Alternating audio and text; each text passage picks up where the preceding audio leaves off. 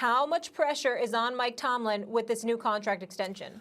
Well, I don't think there's that much pressure on him. I mean, obviously, there's always some degree of pressure because you represent and steal a nation. I would remind everybody, however, that in 14 years as the head coach of the Pittsburgh Steelers, Mike Tomlin has never had a losing season. Not one time.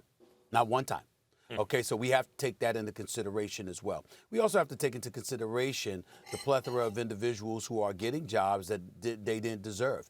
Adam Gase, thank God he's gone. He never deserved a job in New York. Kingsbury, I don't know whether he deserves the job or not in Arizona. Don't get me started with that. Mike McCarthy was picked off the scrap heap, and he's now the head coach in Dallas.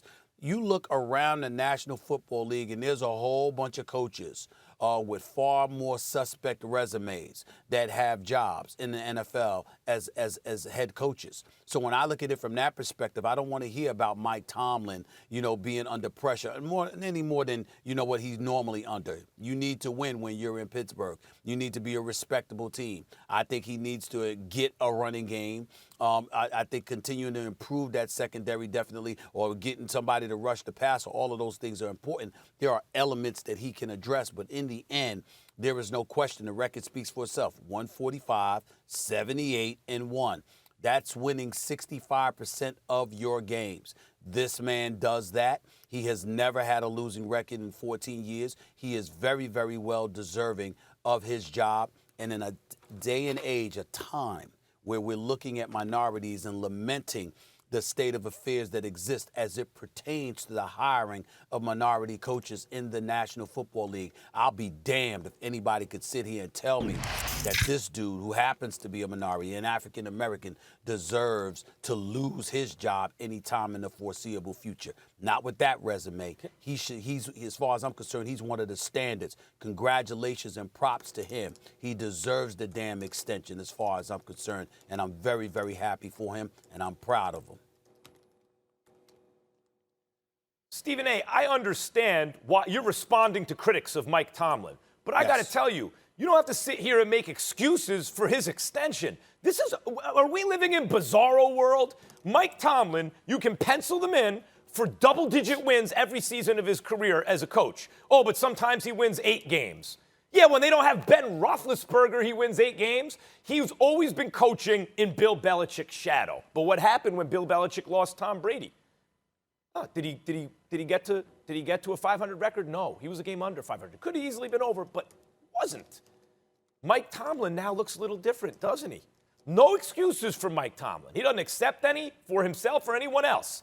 The worst he ever does, including without Roethlisberger, is an 8-8 season, but on average wins more than double digits. I cannot believe, and you bring up the racial angle, and I'm not going to deny that should be touched upon. But I don't care if he's purple or green or yellow, whatever he is. You give me a coach with Mike Tomlin's resume. You show me a team that played the way the Steelers did last year with, by the way, an ancient quarterback coming off a catastrophic injury who really couldn't get the ball down the field, an offensive line that couldn't block, consequently no running game, and they still won as many games as they did. Double digits, back to double-digit wins.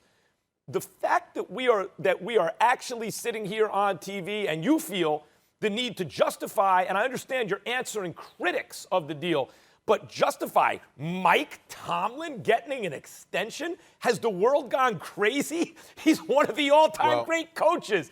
He's got a Super Bowl win. He's never had a losing season. He wins 2/3 of his games. I just don't understand the world I'm living in sometimes. Well, let me try to enlighten you. Although I know you were speaking facetiously, let me tell you something right now. You may not care whether or not he was purple or whatever. I happen to care. I happen to care about the fact that he is a black man and he is succeeding, because the reality of the situation is that he walked in there with a very daunting task, because as an African American, to be placed in the position that he's placed into, the expectations, the pressure, the obligations that come along with it, all of those things are things that get attached to these coaches and are used religiously as excuses to deny African Americans in leadership positions as leaders of men, at least compared to their white contemporaries, numbers-wise. We've seen it time and time again. I know Matt LaFleur is doing a really good job in Green Bay, although I've disagreed with some of his decision making from time to time. I know he's doing a good job, But it doesn't escape me that he got the job when he was the offensive coordinator in Tennessee for the 27th ranked offense. I never forgot that.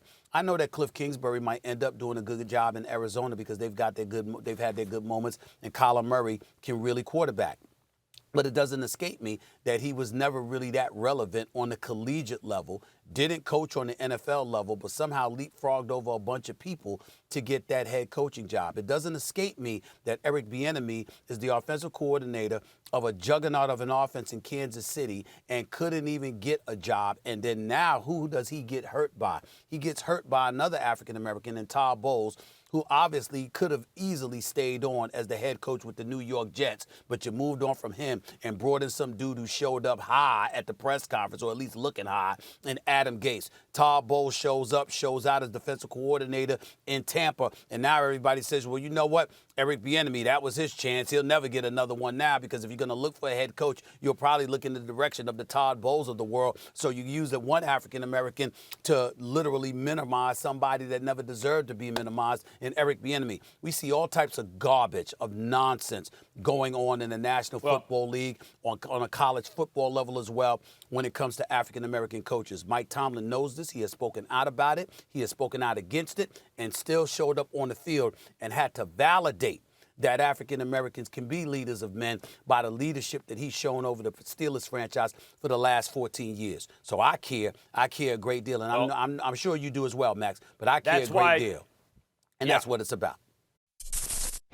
Thanks for watching ESPN on YouTube. For live streaming, sports, and premium content, subscribe to ESPN Plus.